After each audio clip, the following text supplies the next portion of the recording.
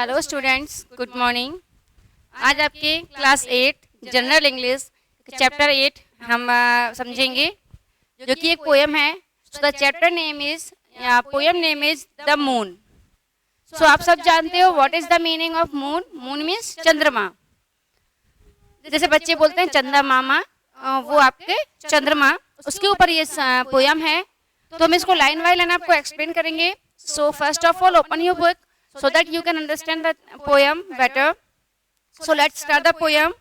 The moon has a face like the clock in the hall. तो moon का face कैसा होता है? मून कैसा होता है? गोल। तो मून ऐसा उसका चेहरा जो है घड़ी की तरह है, जो कि हॉल में है। Since shines on thieves on the garden wall. और ये चमकती है। कैसे चमकती है? जैसे कि चोर दीवार पर चढ़े होते हैं, सॉरी, जो दीवारों पर चोर चढ़े होते हैं उन पर ये चमकता है। On street and fields and हावर quays and birds asleep in the forks of tree. और on the street and fields, और सड़कों पर, रोड पर, और जो मैदान फील्ड्स में, खेतों में जो सोए हुए पक्षी होते हैं, birds asleep in the forks of the tree, जो कि अपने घोंसले में सोए हुए होते हैं, उनके ऊपर ये इसकी लाइट पड़ती है।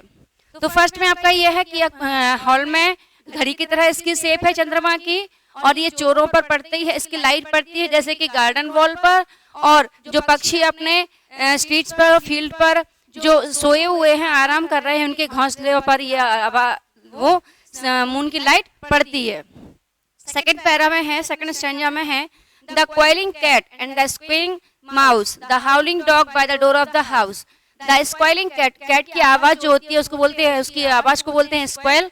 स्क्वेलिंग एंड स्क्विगिंग, स्क्विगिंग माउस की जो आवाज होती है, चूहों की जो आवाज होती है, उसकी आवाज को बोलते हैं। The howling dog by the door of the house, और दरवाजे के पास कुत्ते, जैसे हाउलिंग मतलब होता है एकदम पेनफुल आवाज, दर्दनाक आवाज, जैसे रात में कुत्ते रोते हैं ना, तो उस तरीके से तो इनकी आवाज सुनाई देती है।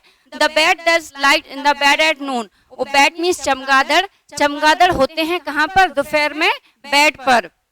All love to be out by the light of the moon, और सब यानी कि जो कैट है या माउस है या जो आपके डॉग्स हैं और जो बैट है, ये सारे क्या है इन लोगों को? ये आवाज, all love to be out by light of the moon, सबको ये आवाज, सॉरी, सबको ये लाइट, मून की लाइट पसंद आती है, सब लोग इसमें बाहर आ जाते हैं। But all of the things that belong to the day, cuddle to sleep to be out of her way, and flowers and children close their eyes till up in the morning the sun shall arise. But all the things, लेकिन सारी चीजें, that belong to the day, जो दिन को belong करते हैं, जो दिन में होती हैं, carol to sleep to be out her way, वो भी सिमट कर अपने बाहर आने के लिए एक अपना रास्ता ढूंढती हैं।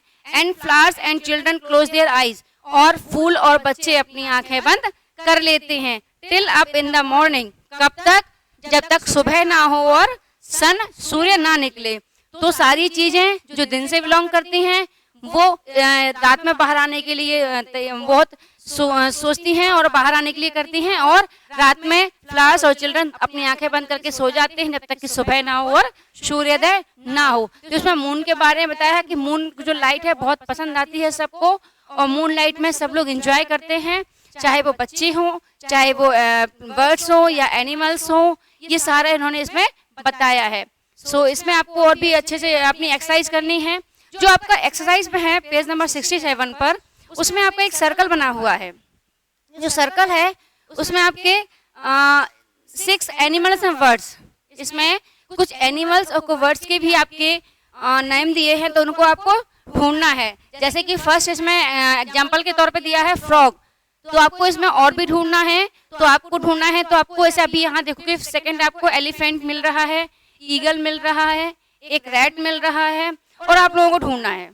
ठीक है, तो आप लोग इसको ढूंढ के अपने नीचे एक्सरसाइज में फिल कर लेंगे और पोएम को अच्छे से पढ़ेंगे, इससे आपको पोएम अच्छे से समझ में आए। और इससे ये भी मालूम चलेगा कि इसमें 2-3 आपको आवाज भी दी हैं कि किसकी आवाज को क्या कहते हैं।